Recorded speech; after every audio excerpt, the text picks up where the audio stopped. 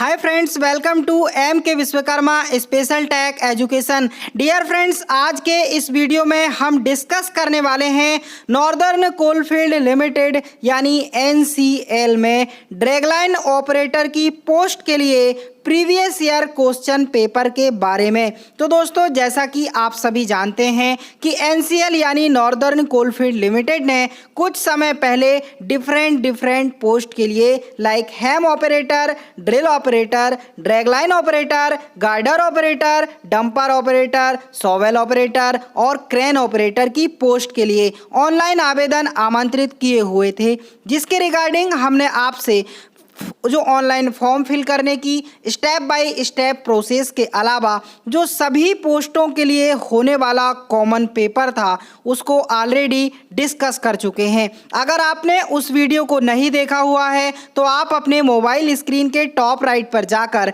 आई button पर click करके उस वीडियो को देख सकते हैं। तो फ्रेंड्स, इसमें ओनली ड्रैगलाइन ऑपरेटर के लिए जो 50 मार्क्स का एडिशनल टेक्निकल पेपर होना था उसी के बारे में हम आपसे डिस्कस करने वाले हैं। अगर आपने वीडियो को अभी तक लाइक नहीं किया हुआ है तो लाइक ज़रूर कर दीजिए और चैनल पर अभी आप नए हैं तो सब्सक्राइब ज़रूर कर दीजिए, क्योंकि ऐसे ही मोस्ट रिलेवेंट इन्फॉर्मेशन वाले वीडियोस हम आप तक पहुंचाते रहें। तो चलिए अब हम चलते हैं क्वेश्चन पेपर की ओर। आपका जो क्वेश्चन पेपर है ये नॉर्दर्न कोलफील्ड लिमिटेड सिंगरौली का क्वेश्चन पेपर है, जो कि सेट ए आपके साथ हम डिस्कस कर रहे हैं। जो कि बात करें पोस्ट की तो ड्रैगलाइन ऑपरेटर की पोस्ट का ये जो है क्वेश्चन पेपर है। डियर फ्रेंड्स, इसमें आपको मैक्सिमम मार्क्स 50 होंगे और इसमें आपके मैक्सिमम नंबर ऑफ क्वेश्चंस भी 50 होंगे। अगर हम जनरल इंस्ट्रक्शंस की बात करें तो इन सारी जानकारियों को डिटेल्स में हमने अपने प्रीवियस वीडियो में दिया हुआ है। आप डिस्क्रिप्शन बॉक्स में उसकी लिंक दी हुई है, आप वहां पर जाकर उनको देख सकते हैं। तो डियर फ्रेंड्स, अब हम चलते हैं क्वेश्चन की ओर। हमारा पहला नंबर क्वेश्चन है कि एक इंजन के स्ट्रोक का तात्पर्य क्या है। तो जो एक इंजन है उसके स्ट्रोक से आप क्या समझते हैं, यहाँ आपको पूछा गया है। ऑप्शन में आपको दिया गया है सिलेंडर का आयतन, जोड़ने वाली रॉड की लंबाई, टीडीसी और बीडीसी के बीच की दूरी या सिलेंडर का आंतरिक व्यास। तो डियर फ्रेंड्स, जो इंजन के स्ट्रोक के बारे में पूछा गया है आपको यहाँ पर ऑप्शन सी मिलता है कि टीडीसी और बीडीसी के बीच की दूरी, यानी आपको टीडीसी के बारे में पता होना चाहिए और बीडीसी के बारे में भी पता होना चाहिए, तो आप इसका करेक्ट आंसर दे पाएंगे। अगर हम बात करें टीडीसी की तो जो टीडीसी होता है इसका full form top dead centre होता है, यानी टीडीसी का मतलब टॉप डेड सेंटर होता है, जबकि बीडीसी का मतलब बॉटम डेड सेंटर होता है। तो टॉप डेड सेंटर से लेकर बॉटम डेड सेंटर के बीच की जो दूरी होती है उसी से इंजन के स्ट्रोक का अभिप्राय होता है। तो डियर फ्रेंड्स, जो आपका करेक्ट आंसर होगा वो ऑप्शन सी यहाँ पर आपको मिल जाता है कि टीडीसी और बीडीसी के बीच की दूरी इंजन के स्ट्रोक का तात्पर्य है। आपको अगला क्वेश्चन है, डीजल इंजन को निम्न में से और किस नाम से जाना जाता है। तो डीजल इंजन को आप और किन किन नामों से जानते हैं, आपको यहाँ पूछा गया है। Spark ignition, compression ignition, steam engine या उपर्युक्त में से कोई नहीं। तो डियर फ्रेंड्स, आपको यहाँ पर पूछा गया है कि डीजल इंजन को आप और किस नाम से जानते हैं। तो यहाँ पर आपको ऑप्शन में मिल जाता है कंप्रेशन इग्निशन, यानी कंप्रेशन इग्निशन या सीआई इंजन के नाम से भी आप डीजल इंजन को जानते हैं। तो आपका दूसरे नंबर क्वेश्चन का ऑप्शन नंबर बी यहाँ पर करेक्ट हो जाएगा। अगला क्वेश्चन है आपका कि अगर इंजन कूलेंट इंजन ऑयल में रिस जाता है, अगर जो है इंजन कूलेंट इंजन ऑयल में रिस जाता है तो इंजन ऑयल कैसा दिखेगा, है ना। आपको यहाँ पर ऑप्शन में दिया गया है दूधिया दिखता है, झाग युक्त हो जाता है, काला हो जाता है या इनमें से कोई नहीं। तो डियर फ्रेंड्स, अगर इंजन कूलेंट इंजन ऑयल में रिस जाता है तो जो आपका इंजन ऑयल होता है वो दूधिया दिखता है, यानी अपीयर्स मिल्कली दिखता है। तो आपका ऑप्शन नंबर ए यहाँ पर करेक्ट हो जाएगा। अगला क्वेश्चन है, ब्रेक लगाने के दौरान ब्रेक शू बाहर जाकर लाइनिंग को किसके विरुद्ध दबाव बनाता है? तो जब आप ब्रेक लगाते हैं तो ब्रेक लगाने के दौरान जो ब्रेक शू होता है बाहर जाकर लाइनिंग को किसके विरुद्ध यहाँ पर दबाव बनाता है, ये आपको पूछा गया है। आपको ऑप्शन में दिया गया है व्हील, पिस्टन या cylinder, anchor pin, break drum या एक्सल। तो डियर फ्रेंड्स, अगर हम बात करें ऑप्शन नंबर यहाँ पर हमें मिलता है सी, जो कि ब्रेक ड्रम है। यानी ब्रेक ड्रम ही क्या होता है, जब ब्रेक हम लगाते हैं तो ब्रेक शू बाहर जाकर लाइनिंग को ब्रेक ड्रम के विरुद्ध दबाव बनाने की कोशिश करता है और दबाव बनाता ही है। तो आपको जो ऑप्शन नंबर सी यहाँ पर मिल रहा है जो कि करेक्ट हो जाएगा।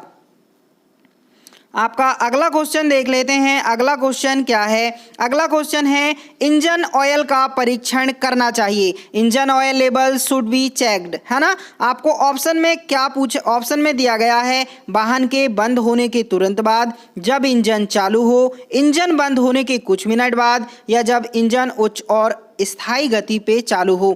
तो डियर फ्रेंड्स, जब कभी आपको इंजन ऑयल का परीक्षण करना हो तो आपको ध्यान रखना चाहिए कि जब कभी आप इंजन ऑयल का परीक्षण करें तो इंजन बंद होने के कुछ मिनट बाद ही करें। यानी आपको यहाँ पर ऑप्शन सी मिल जाता है जो कि करेक्ट हो जाएगा। आपका अगला क्वेश्चन है, आयतन की इकाई क्या होती है? आयतन की इकाई के बारे में आपको यहाँ पर पूछा गया है।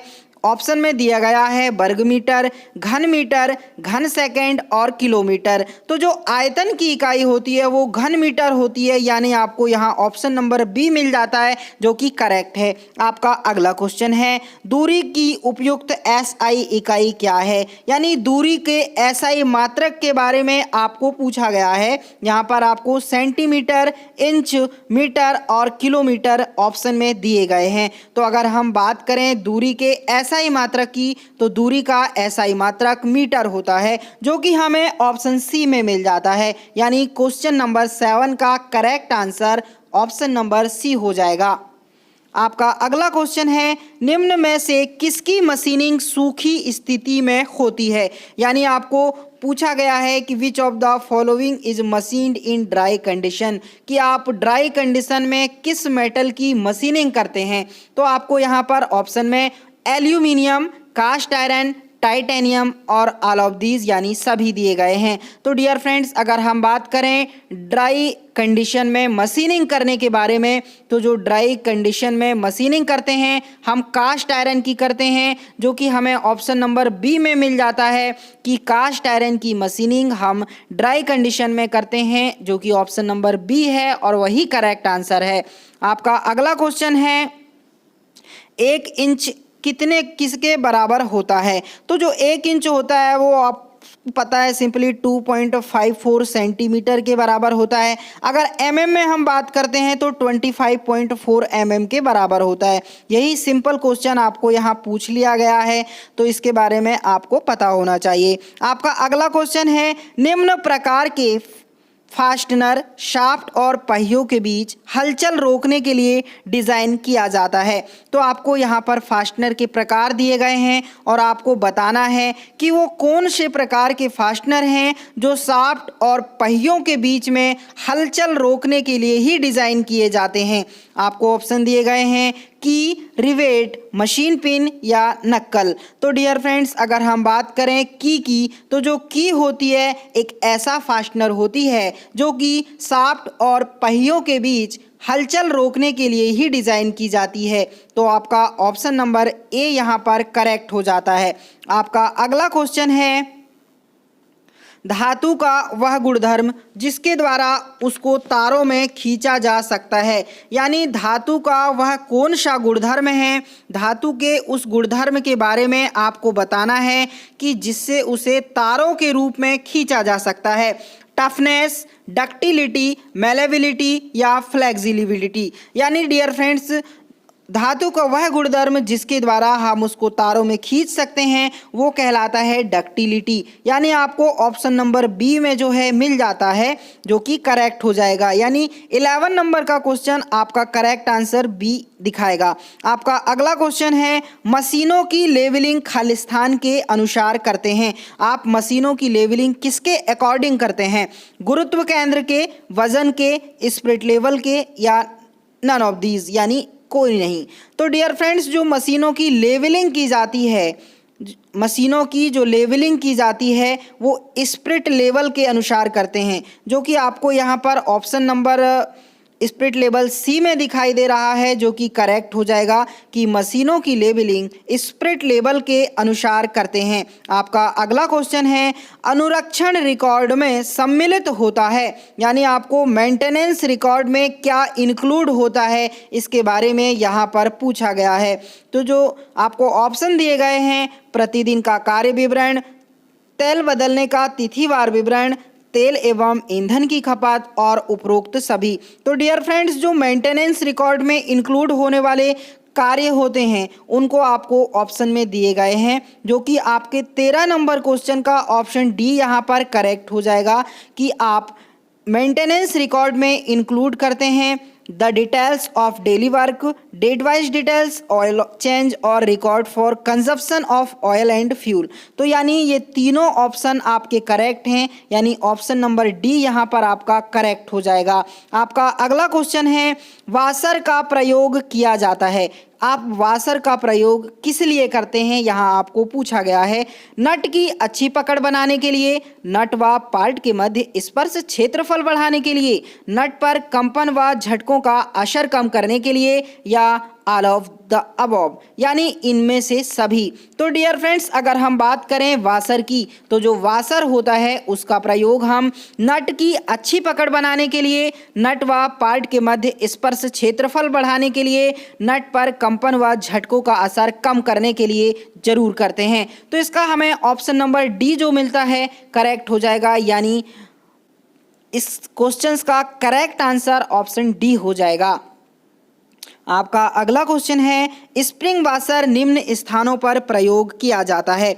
स्प्रिंग वाशर आप कहाँ यूज़ करते हैं? ऑप्शन आपको दिए गए हैं, नट को खराब होने से बचाने के लिए, जहाँ पर वाशर बार बार खराब हो रहा हो, जहाँ कंपनों द्वारा नट के ढीला होने की संभावना हो, या जहाँ नट को अच्छे प्रकार से टाइट करने में कठिनाई होती है।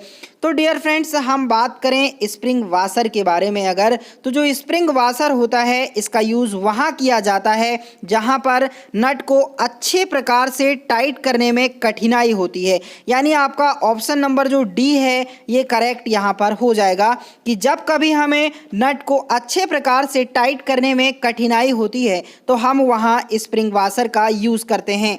ऑप्शन नंबर आपका डी करेक्ट हो चुका है। आपका अगला क्वेश्चन है, घर्षण कम करने के लिए मशीनों में क्या प्रयोग किया जाता है?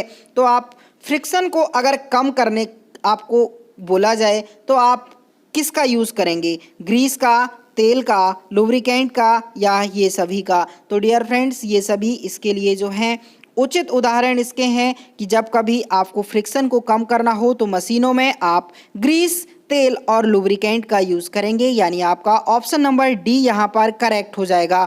आपका अगला क्वेश्चन है, निम्न में से कौन एक प्राकृतिक चुंबक की तरह कार्य करता है? तो जो प्राकृतिक चुंबक की तरह कार्य करता है कौन है, आपको ऐसा पूछा गया है। तो 17 नंबर क्वेश्चन में यहाँ पर आपको जो है मिल जाता है पृथ्वी, यानी अर्थ आपको मिल जाता है। ऑप्शन नंबर डी जो है करेक्ट हो जाएगा कि प्राकृतिक चुंबक की तरह जो है पृथ्वी काम करती है। तो ऑप्शन नंबर डी आपका यहाँ पर करेक्ट हो जाएगा। आपका अगला क्वेश्चन है कि चीनी मिट्टी का प्रयोग किया जाता है। जो चीनी मिट्टी होती है आप उसका प्रयोग कहाँ करते हैं?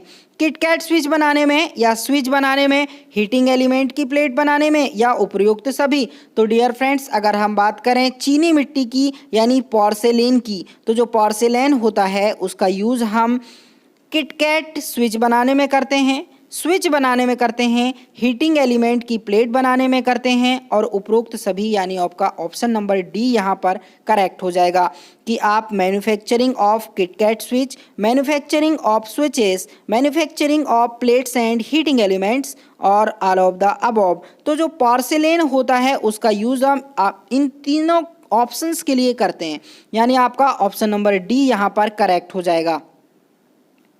आपका अगला क्वेश्चन है आपका the teeth of which of the following gears is tilted with respect to axle, यानी निम्न में से किस गियर के दांते धुरी के साथ तिरछे होते हैं। आपको बताना है कि ऐसा कौन सा गियर होता है जिसके दांते धुरी के साथ तिरछे होते हैं।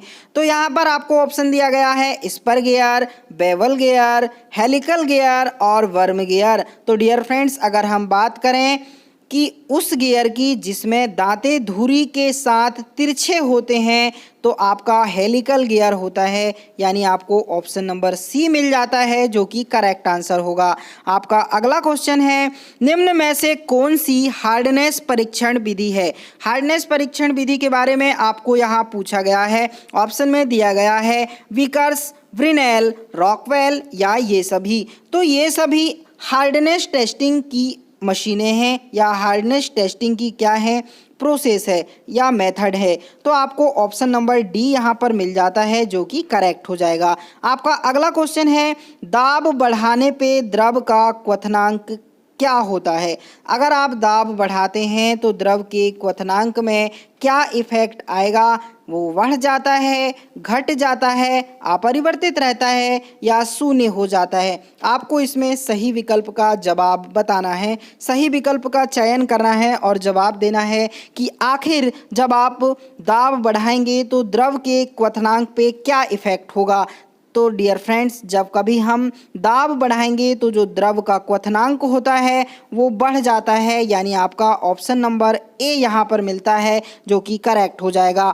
आपका अगला क्वेश्चन है लुब्रिकेंट ऑयल का मुख्य कार्य निम्न में से क्या घटाना होता है। तो जो लुब्रिकेटिंग ऑयल होता है उसका कार्य, मेन कार्य क्या घटाना होता है, कीचड़, स्कंदन, फ्रिक्शन या गियर की आवाज़। तो डियर फ्रेंड्स, अगर हम बात करें लुब्रिकेंट ऑयल के मेन वर्क की तो उसका कार्य फ्रिक्शन को घटाना होता है, यानी आपको ऑप्शन नंबर सी जो मिलता है वो करेक्ट हो जाएगा कि लुब्रिकेटिंग ऑयल का मुख्य कार्य फ्रिक्शन को घटाना होता है। आपका अगला क्वेश्चन है आईसी इंजन ऊष्मा को निम्न में से किसमें परिवर्तित करता है। तो जो आईसी इंजन होता है हीट को किसमें परिवर्तित करता है, यहाँ आपको पूछा गया है। तो अगर हम बात करें आईसी इंजन की तो जो आईसी इंजन होता है वो ऊष्मा को यांत्रिकी ऊर्जा में परिवर्तित करता है, यानी आपको मैकेनिकल एनर्जी में परफॉर्म करता है या कन्वर्ट करता है। तो आपको यांत्रिकी ऊर्जा में आपको ऑप्शन नंबर ए मिल जाता है जो कि करेक्ट है। आपका अगला क्वेश्चन है आईएचपी हमेशा बीएचपी से क्या होता है। तो डियर फ्रेंड्स, यहाँ पर आपको आईएचपी के बारे में और बीएचपी के बारे में भी पता होना चाहिए। अगर हम आईएचपी की बात करते हैं तो आईएचपी का मतलब होता है इंडिकेटेड हॉर्स पावर। अगर हम बीएचपी की बात करते हैं तो बीएचपी का मतलब होता है ब्रेक हॉर्स पावर। तो आप समझ गए होंगे कि आईएचपी यानी इंडिकेटेड हॉर्स पावर और बीएचपी यानी ब्रेक हॉर्स पावर।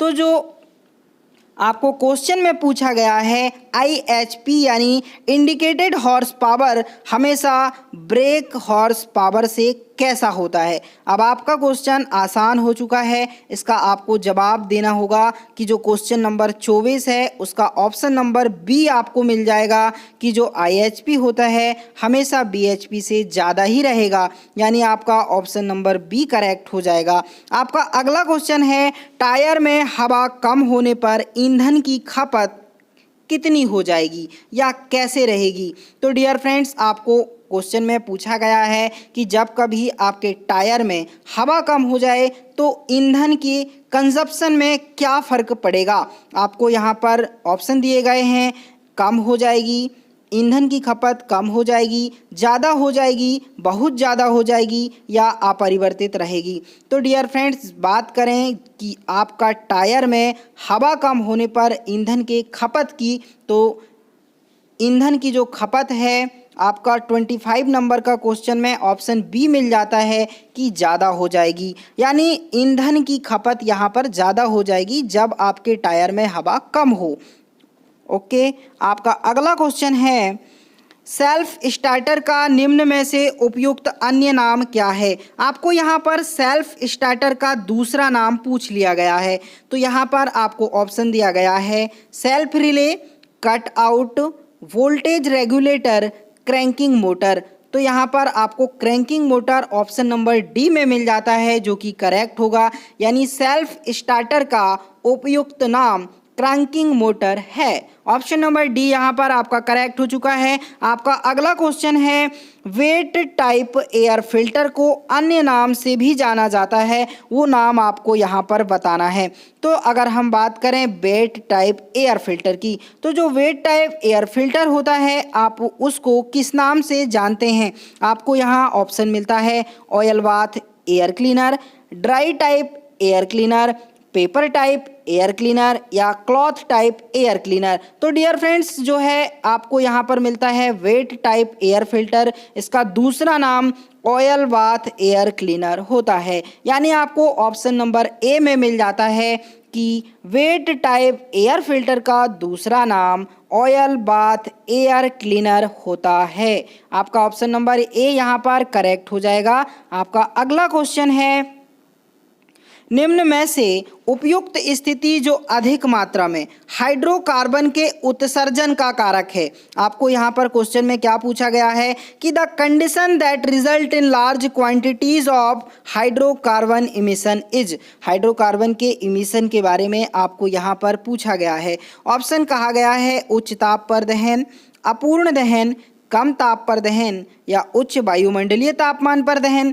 तो डियर फ्रेंड्स, आपको यहाँ पर जो क्वेश्चंस है कि निम्न में से उपयुक्त स्थिति, यानी वह स्थिति कौन सी है जो अधिक मात्रा में हाइड्रोकार्बन के उत्सर्जन का कारक है, तो वो कौन सी स्थिति है। आपको ऑप्शन नंबर बी में मिलती है कि इनकम्प्लीट कंबस्टन, यानी जो इनकम्प्लीट या अपूर्ण दहन होता है, इनकम्प्लीट कंबस्टन होता है, ये एक ऐसी स्थिति होती है जो अधिक मात्रा में हाइड्रोकार्बन के उत्सर्जन का कारक होती है। तो आपको ऑप्शन नंबर बी यहाँ पर मिल जाता है, इनकम्प्लीट कंबस्टन यानी अपूर्ण दहन, यही इसका उत्तर होगा। आपका अगला क्वेश्चन है, पेंट में थिनर निम्नलिखित किस कारण से मिलाया जाता है। आप जो पेंट होता है उसमें थिनर क्यों मिलाते हैं, उसका रीज़न आपको यहाँ पर बताना है। तो डियर फ्रेंड्स, आपको ऑप्शन में दिया गया है रंजक और रेजिन आसानी से मिल जाएं, इसलिए। आपका अगला ऑप्शन है पेंट की परत को मोटा करने के लिए या फिर पेंट की सांद्रता को सुनिश्चित करने के लिए। तो डियर फ्रेंड्स, यहाँ सांद्रता यानी आपको विस्कोसिटी के बारे में बताया गया है। आपको विस्कोसिटी के बारे में बेसिक नॉलेज होना चाहिए, उसके डेफिनेशन पता होनी चाहिए, उसके एडवांटेज पता होने चाहिए, उसके फीचर्स पता होने चाहिए। अगर आपको इसके बारे में पता नहीं है तो आप हमारे डिस्क्रिप्शन बॉक्स में जाकर इसकी लिंक दी हुई है, जिसके बारे में हमने अपने ही पिछले वीडियो में डिटेल डिस्कस किया हुआ था। डियर फ्रेंड्स, आप डिस्क्रिप्शन बॉक्स की दी गई लिंक पर क्लिक करके उस वीडियो को वॉच कर सकते हैं। तो आपको यहाँ पर जो क्वेश्चन है 29 नंबर का, इसका करेक्ट आंसर ऑप्शन सी में मिल जाता है, यानी आपका ऑप्शन मिलता है सी, पेंट की सांद्रता को सुनिश्चित करना। इसकी विस्कोसिटी को सुनिश्चित करने के लिए हम पेंट में थिनर को मिलाते हैं। तो आपका ऑप्शन नंबर सी यहाँ पर करेक्ट हो चुका है। आपका अगला क्वेश्चन है, एक टार्क कन्वर्टर टार्क को संचारित करने के लिए किसका उपयोग करता है। जो एक टॉर्क कन्वर्टर होता है, टॉर्क को संचारित करने के लिए किसका यूज़ करता है, आपको पूछा गया है। हवा, ऑटोमेटिक ट्रांसमिशन फ्लूइड, गियर्स या स्टील बेल्ट। तो डियर फ्रेंड्स, जो टार्क कन्वर्टर होता है, टार्क को संचारित करने के लिए हमेशा ऑटोमेटिक ट्रांसमिशन फ्लूइड का यूज़ करता है, यानी आपको ऑप्शन नंबर यहाँ पर बी मिल जाता है, जो कि करेक्ट होगा। आपका अगला क्वेश्चन है, एग्जॉस्ट मफलर का मुख्य कार्य निम्न में से क्या है। यानी आपको एग्जॉस्ट मफलर के बारे में यहाँ पर पूछा गया है। आपको ऑप्शन दिया गया है एग्जॉस्ट की क्षमता को बढ़ाना, एग्जॉस्ट की अतिरिक्त आवाज़ को कम करने के लिए, एग्जॉस्ट गैस के रूप में निकलने वाली नाइट्रोजन ऑक्साइड को कम करने के लिए, या ईंधन के पूरी तरह दहन को सुनिश्चित करने के लिए। तो डियर फ्रेंड्स, यहाँ आपको जो क्वेश्चन है उसमें आपको एग्जॉस्ट मफलर के मेन वर्क के बारे में पूछा गया है। और जो एग्जॉस्ट मफलर होता है उसका मेन काम एग्जॉस्ट की क्षमता को बढ़ाना के साथ साथ एग्जॉस्ट की अतिरिक्त आवाज़ को कम करने के लिए होता है। यानी जो एग्जॉस्ट मफलर होता है वो एग्जॉस्ट की क्षमता को नहीं बढ़ाता, एग्जॉस्ट की क्या ऑप्टिमाइज इफ़िशियंसी को नहीं बढ़ाता, बट एग्जॉस्ट के अतिरिक्त आवाज़ को ज़रूर कम करता है। तो यहाँ पर आपको जो ऑप्शन नंबर बी मिल रहा है वो करेक्ट होगा कि एग्जॉस्ट मफलर का मुख्य कार्य एग्जॉस्ट की अतिरिक्त आवाज़ को कम करने के लिए किया जाता है। ऑप्शन नंबर बी यहाँ पर आपका करेक्ट हो जाएगा। आपका अगला क्वेश्चन है टायर पर जो ट्रेड पैटर्न है वो उनका मेन काम क्या है। तो जो आपने कभी देखा होगा टायर, कोई भी टायर हो उसमें पैटर्न ज़रूर बना होता है, वो पूरी तरह फिनिश नहीं बने होते, उसमें पैटर्न बने होते हैं। तो उसी पैटर्न को क्यों बनाया जाता है उसका टेक्निकल रीज़न आपको यहाँ पर बताना है।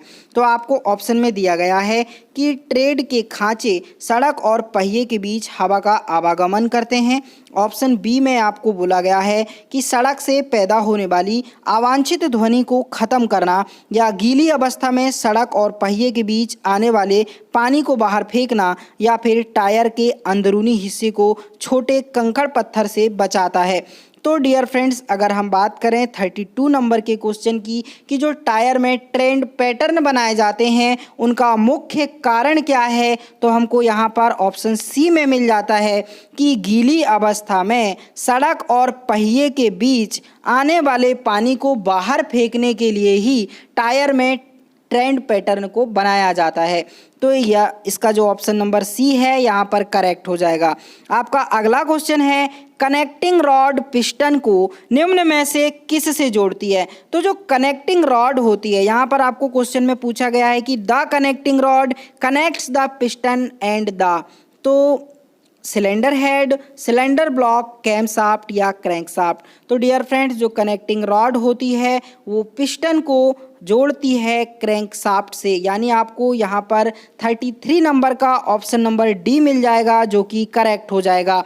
आपका अगला क्वेश्चन है निम्न में से कौन मल्टीग्रेड ऑयल है। मल्टीग्रेड ऑयल के बारे में आपको यहाँ पूछा गया है। तो मल्टीग्रेड ऑयल का टाइप यहाँ आपको ऑप्शन सी में मिलता है, यानी SAE20W40। ये आपका एक मल्टीग्रेड ऑयल है, आपको इसका याद कर लेना है स्पेसिफिकेशन। तो डियर फ्रेंड्स, मल्टीग्रेड ऑयल के बारे में यहाँ आपको पूछा गया था जिसका करेक्ट ऑप्शन सी आपको यहाँ मिलता है जो कि SAE20W40 है।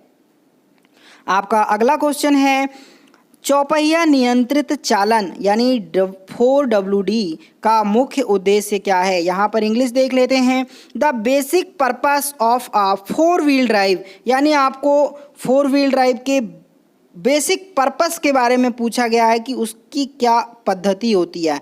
पहला आपको ऑप्शन दिया गया है सूखी सड़क पर, एक फिसलन भरी सड़क पर भी इंजन के टॉर्क का सभी पहियों तक प्रभावी संचरण, या फिसलन भरी सड़क पर भी प्रभावी ब्रेकिंग, या टायर पे चेन की ज़रूरत नहीं होती। तो डियर फ्रेंड्स, 35 नंबर के क्वेश्चन में आपको यहाँ पर बोला गया है कि जो 4 व्हीलर ड्राइविंग होती है उसकी मेन पद्धति के बारे में या सिस्टम के बारे में अगर बात की जाए तो यहाँ पर आपको ऑप्शन नंबर बी मिलता है कि एक फिसलन भरी सड़क पर भी इंजन के टॉर्क का सभी पहियों तक प्रभावी संचरण यहाँ पर काम करता है। यानी आपको ऑप्शन नंबर बी यहाँ पर मिल जाता है जो कि करेक्ट हो जाएगा। आपका अगला क्वेश्चन है कूलिंग सिस्टम में रेडिएटर फैन की निम्न में से कौन सी उपयोगिता है। तो जो कूलिंग सिस्टम होता है उसमें रेडिएटर फैन क्यों लगाए जाते हैं, उसका रीज़न आपको बताना है। तो जो कूलिंग सिस्टम होता है उसमें रेडिएटर फैन इसलिए लगाए जाते हैं कि जब भी आवश्यक हो यह रेडिएटर से हवा प्रवाहित करता है, यानी आपको यहाँ पर ऑप्शन नंबर ए मिल जाता है, करेक्ट हो जाएगा। आपका अगला क्वेश्चन यहाँ पर है कि एक पहिया जिसमें कम हवा हो उसका कौन सा हिस्सा घिसता है। तो आपको क्वेश्चन में पूछा गया है कि एक पहिया है, अगर उसमें हवा कम रहेगी तो उसका कौन सा एरिया या कौन सा हिस्सा घिसेगा। तो आपको ऑप्शन में दिया गया है मध्य का, किनारों की ओर, गति की दिशा में या गति के विमुख दिशा में, यानी इन द क्रॉस डायरेक्शन। तो डियर फ्रेंड्स, अगर हम बात करें टायर में हवा कम हो तो उसके घिसने वाले हिस्से के बारे में, तो उसका जो हिस्सा घिसेगा वो घिसेगा किनारों की ओर वाला, यानी आपका ऑप्शन नंबर बी यहाँ पर करेक्ट हो जाएगा। आपका अगला क्वेश्चन है कार में उपयुक्त होने वाले निम्न में से किस बल्ब का वाट क्षमता सबसे कम होगा। तो कार में उपयोग होने वाले बहुत सारे बल्ब होते हैं, उसमें सबसे कम क्षमता वाला, सबसे कम वाट क्षमता वाला किसका जो है होगा आपको बताना है। Headlight, stop light bulb, parking light bulb या इग्निशन वार्निंग बल्ब। तो डियर फ्रेंड्स, अगर हम बात करें इसकी कि इंजन में जो है बल्ब की है ना, कार में बल्ब की, इंजन में नहीं कार में बल्ब की, तो कार में उपयुक्त होने वाले बल्ब का जो वाट क्षमता की अगर बात की जाए तो वो होता है इग्निशन बर्निंग बल्ब, यानी आपका 38 नंबर का ऑप्शन नंबर डी यहाँ पर मिल जाता है, जो कि करेक्ट हो जाएगा। आपका अगला क्वेश्चन है इंजन का निम्न में से वह कौन सा प्रमुख भाग जिस पे उसके बाकी हिस्से जुड़े रहते हैं। तो डियर फ्रेंड्स, आपको बताना है कि इंजन का वह कौन सा मेन भाग है जिसमें उसके सभी हिस्से लगभग जुड़े रहते हैं। तो 39 नंबर का ऑप्शन नंबर सी यहाँ पर आपको मिलता है, यानी सिलेंडर ब्लॉक इसका करेक्ट आंसर हो जाएगा कि सिलेंडर ब्लॉक इंजन का वह मेन हिस्सा है जिसमें उसके सभी हिस्से जुड़े रहते हैं। आपका अगला क्वेश्चन है माइल्ड स्टील सीटों पर जिंक की परत चढ़ाने की प्रक्रिया को आप क्या कहते हैं। तो जो माइल्ड स्टील की सीट होती है अगर उस पर आप जिंक की परत चढ़ाते हैं तो आप उसे गैल्वेनाइजिंग कहते हैं, जो कि आपको ऑप्शन नंबर सी में मिलता है, जो कि ऑप्शन नंबर सी यहाँ पर करेक्ट हो जाएगा। आपका अगला क्वेश्चन है किसी सतह की रफनेस को निम्न के द्वारा ज्ञात किया जा सकता है। आपको सतह की रफनेस के बारे में पता लगाना है। आपको ऑप्शन दिया गया है सतह को देखकर, सतह को स्पर्श करके, सतह पर नुकीली वस्तु को रगड़ने से उत्पन्न आवाज सुनकर और उपरोक्त सभी। तो डियर फ्रेंड्स, 41 नंबर के क्वेश्चन में दिए गए तीनों ऑप्शन सही है, यानी ऑप्शन नंबर डी यहाँ पर आपको करेक्ट हो जाएगा। ऑप्शन नंबर डी इसका करेक्ट आंसर होगा। आपका अगला क्वेश्चन है निम्न में से कौन सी कंपनी जो बड़े ट्रक तो बनाती है परंतु उसका मुख्यालय इंडिया में स्थित नहीं है। तो आपको यहाँ ऐसी कंपनी के बारे में पूछा गया है कि जो बड़े बड़े ट्रक तो बनाती है लेकिन उसका मुख्यालय भारत में नहीं है। तो ऐसी कौन सी कंपनी है? टाटा मोटर्स, किर्लोस्कर, वाल्वो या मारुति। तो डियर फ्रेंड्स, अगर हम बात करें ऐसी कंपनी जिसका मुख्यालय भारत में नहीं है तो उसके बारे में, तो ये वॉल्वो है जिसका मुख्यालय भारत में नहीं है। तो आपका ऑप्शन नंबर सी यहाँ पर मिल जाता है, जो कि करेक्ट हो जाएगा। आपका अगला क्वेश्चन है गन मेटल के बारे में निम्न में से सही कथन नहीं है। आपको यहाँ पर नोट डाउन करना है, कथन नहीं है के बारे में पूछा गया है। आपको इससे बुश बनाए जाते हैं, ये कठोर और सामर्थ्यवान धातु है, इससे चादर और तार बनाए जा सकते हैं, या फिर इसकी मशीनेबिलिटी बहुत अच्छी होती है। तो डियर फ्रेंड्स, बात करें 43 नंबर क्वेश्चन की, तो यहाँ पर आपको ऑप्शन मिलता है कि जो 43 नंबर का क्वेश्चन है इससे चादर और तार बनाए जा सकते हैं। ऑप्शन नंबर सी है ना, ऑप्शन नंबर सी इसका सही नहीं है, यानी आपको ऑप्शन नंबर सी यहाँ पर करेक्ट आंसर लगाना है। आपका अगला क्वेश्चन है कूलेंट का प्रयोग मशीनिंग के दौरान किया जाता है क्योंकि। तो आप कूलेंट का प्रयोग मशीनिंग के दौरान क्यों करते हैं? ये सस्ता होता है, अधिक मात्रा में मिलता है, टूल को ठंडा करता है और चिप्स को बाहर ले जाता है इसलिए, या उपर्युक्त में से कोई नहीं। तो बात करें कूलेंट के प्रयोग की, कि कूलेंट का प्रयोग मशीनिंग के दौरान हम इसलिए करते हैं ताकि ये टूल को ठंडा करता है और चिप्स को बाहर ले जाता है। तो ऑप्शन नंबर सी यहाँ पर हमारा करेक्ट हो जाएगा। आपका अगला क्वेश्चन है, एक ब्रिटिश अश्व शक्ति में कितने वाट होते हैं? यानी आपको यहाँ एक अश्व शक्ति में पूछा गया है कि कितने वाट होते हैं, यानी 1 HP में आपको पूछा गया है कि कितने वाट होते हैं। तो 1 HP बराबर 746 वाट होते हैं। तो 1 हॉर्स पावर बराबर कितना? 746 वाट होता है, यानी आपको ऑप्शन डी मिल जाता है जो कि करेक्ट है।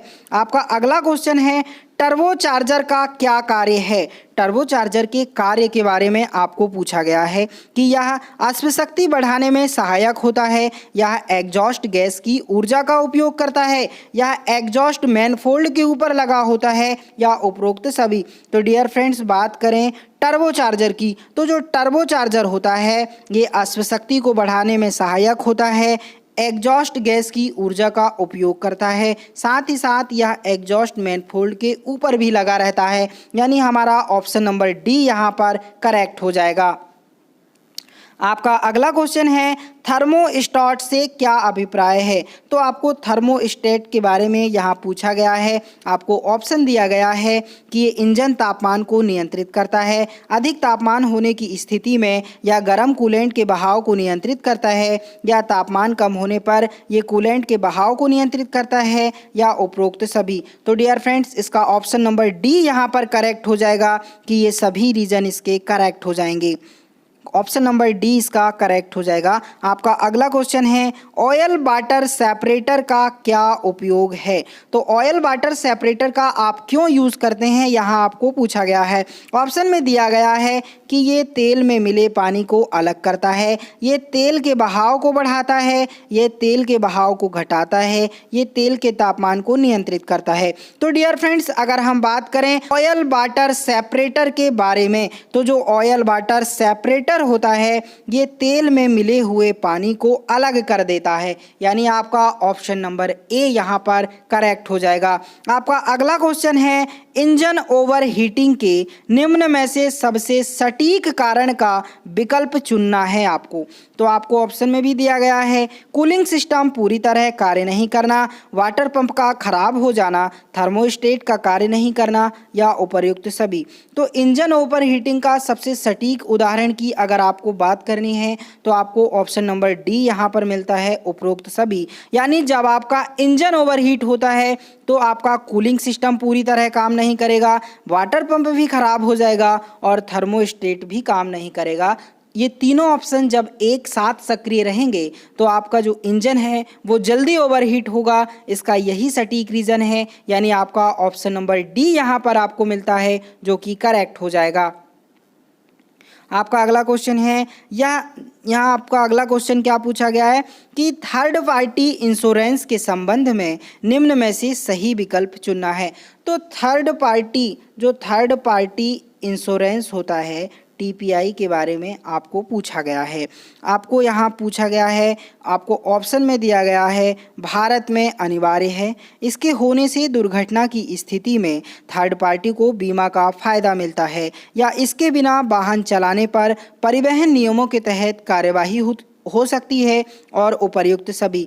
तो डियर फ्रेंड्स, यहाँ पर बात करें अगर थर्ड पार्टी इंश्योरेंस के संबंध में तो आपको यहाँ पर ऑप्शन नंबर डी मिलता है कि ये सभी है, यानी जो थर्ड पार्टी इंश्योरेंस होती है वो भारत में अनिवार्य है, इसके होने से दुर्घटना की स्थिति में थर्ड पार्टी को बीमा का फ़ायदा भी मिलता है। इसके अलावा इसके बिना वाहन चलाने पर परिवहन नियमों के तहत कार्यवाही हो सकती है। तो आपके ये तीनों ऑप्शन करेक्ट हैं, यानी आपका ऑप्शन नंबर डी इन सभी का मिश्रण मिल जाता है जो कि करेक्ट है। तो dear friends, option number D यहाँ पर आपका करेक्ट हो चुका था। तो दोस्तों, ये था ड्रैगलाइन ऑपरेटर का टेक्निकल पेपर जो कि आपका 50 मार्क्स का था, जो कि आपके साथ हमने आज डिस्कस किया हुआ है। ये उन कैंडिडेट्स के लिए बहुत इम्पोर्टेंट वीडियो है जिन्होंने ऑलरेडी NCL में ड्रैगलाइन ऑपरेटर के लिए आवेदन किया हुआ है। इस क्वेश्चंस को आपको प्रीव्यू करने से बेनिफिट ये होगा कि आपको एक तो पता चल जाएगा कि किस प्रकार के क्वेश्चंस आ रहे हैं और दूसरा क्वेश्चंस के लेवल का आपको जो है पूरा नॉलेज हो जाएगा। तो डियर फ्रेंड्स, इससे आप अपने एग्ज़ाम में अच्छा स्कोर कर पाएंगे। तो अगर आपके लिए यह वीडियो यूज़फुल और हेल्पफुल है तो वीडियो को लाइक ज़रूर कर दीजिए, और अगर आप अभी भी चैनल पर नए हैं तो चैनल को सब्सक्राइब ज़रूर कर दीजिए, ताकि ऐसे ही मोस्ट रिलेवेंट इंफॉर्मेशन वाले वीडियोज़ हम आप तक पहुंचाते रहें।